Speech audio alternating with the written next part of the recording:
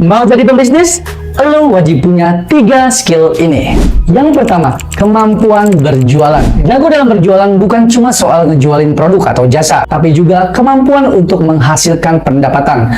Tanpa kemampuan ini, potensi bisnis lo buat berkembang pasti bakal terbatas. Walaupun lo punya produk atau jasa kualitasnya oke, tapi kalau nggak punya kemampuan jualan, hasilnya pasti nihil. Makanya itu, pengetahuan dan keterampilan berjualan itu suatu fondasi yang penting untuk mendukung keberhasilan bisnis. Yang kedua, harus bisa ngatur keuangan. Paham gimana caranya mengatur keuangan juga suatu hal yang penting buat membangun bisnis. Belajar akuntansi juga salah satu kunci utama untuk memahami aliran keuangan dalam bisnis. Akuntansi bukan sekedar mencatat transaksi, tapi juga membantu menggambarkan kesehatan finansial suatu perusahaan. Kalau lu nggak paham sama konsep-konsep dasar kayak EBITDA dan net profit, risiko kerugian finansial dalam bisnis bakal meningkat.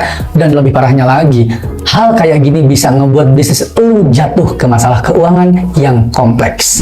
Yang ketiga, skill leadership. Kemampuan mengelola tim dan nggak pelit ilmu itu salah satu faktor penting untuk mengelola bisnis. Seorang pemimpin yang baik itu bukan cuma bisa menginspirasi, tapi juga mampu membimbing dan mengarahkan.